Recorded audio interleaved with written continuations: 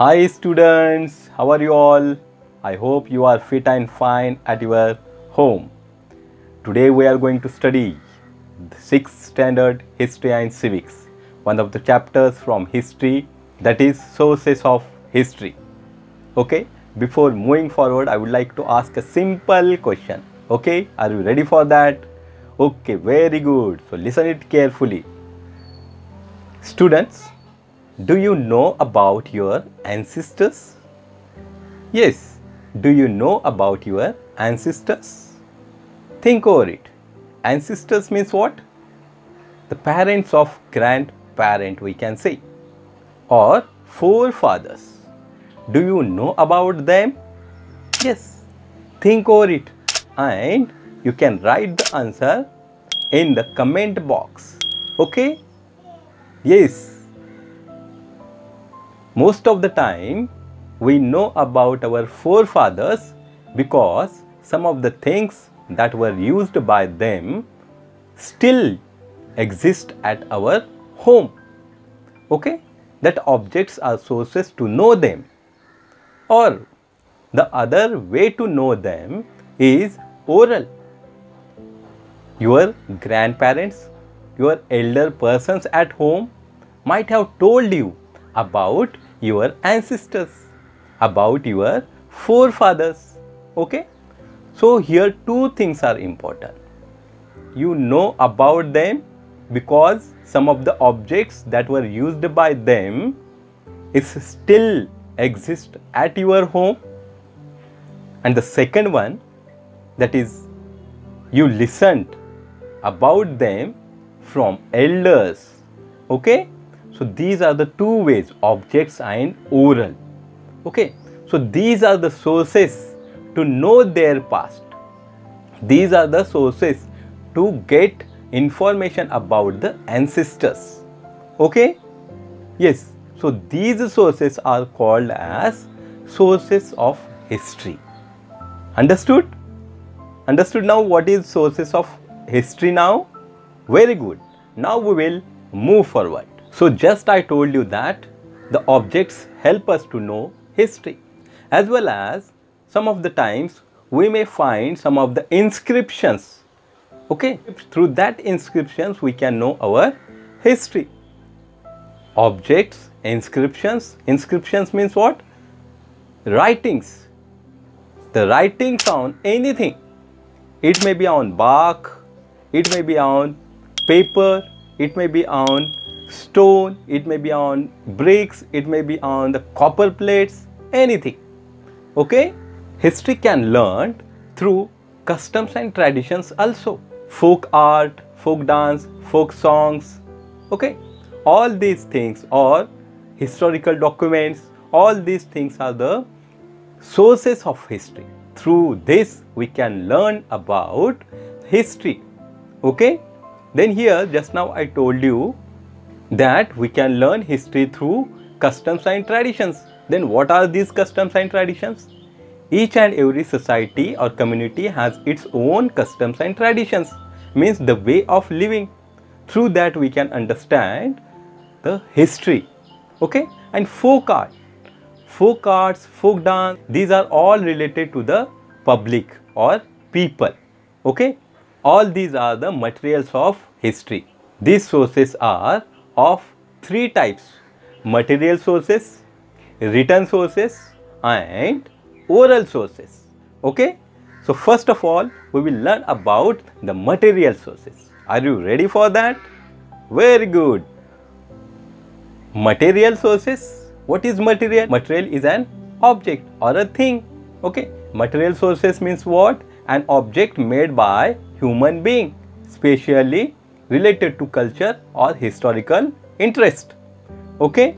So, man in day-to-day life uses a lot of things, different kinds of objects. These objects, these things help us to know our history. Okay? These sources or the material sources gives us valuable information about our history.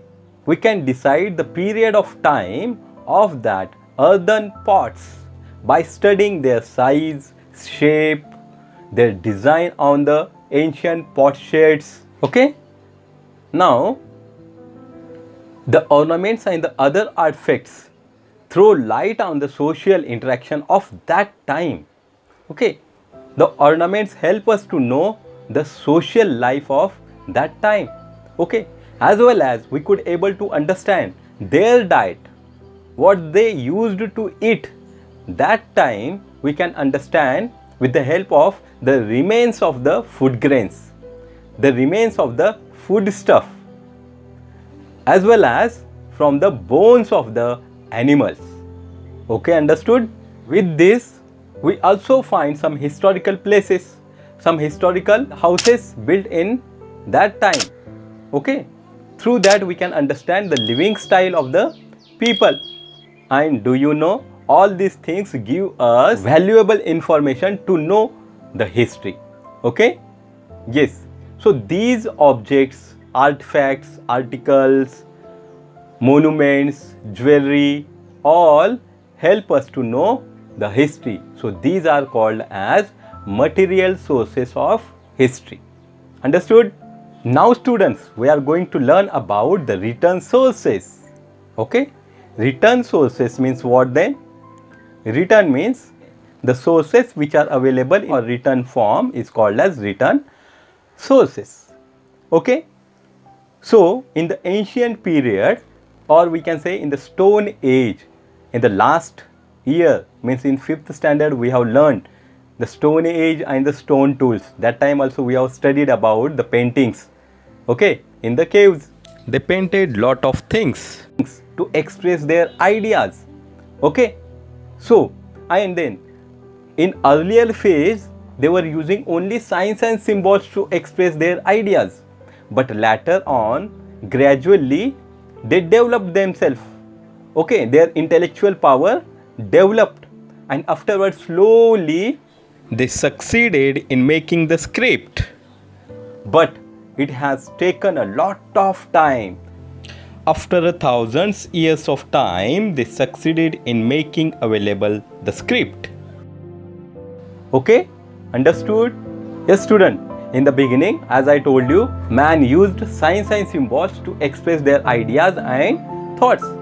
But he used potsherds, unbaked bricks, that is raw bricks, to write on. He used pointed objects to write on it.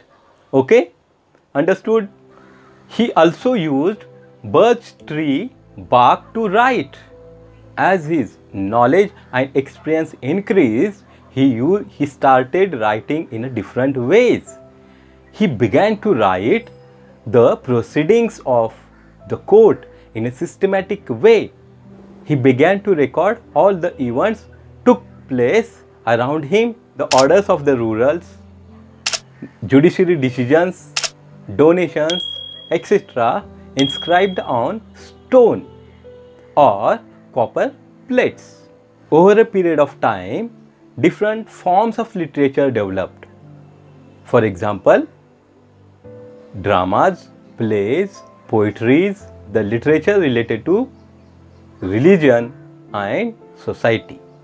Travelogue and scientific works also included in it. All this literature help us to understand the history of the past periods. Okay. Now students, we are going to study about the oral sources of history.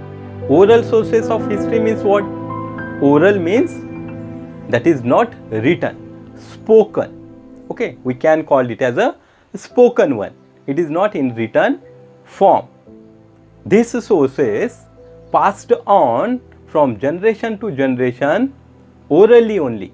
It is not in written form that time, but nowadays we have it in written form.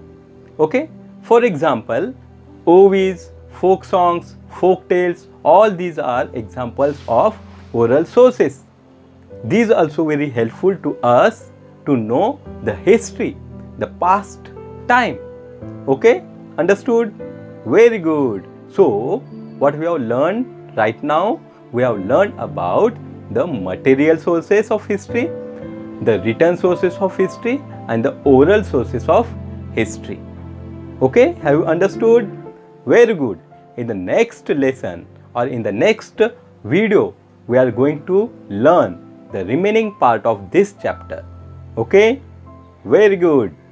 Till then, be at home and be safe and be connected for more and more such educational videos. Thank you.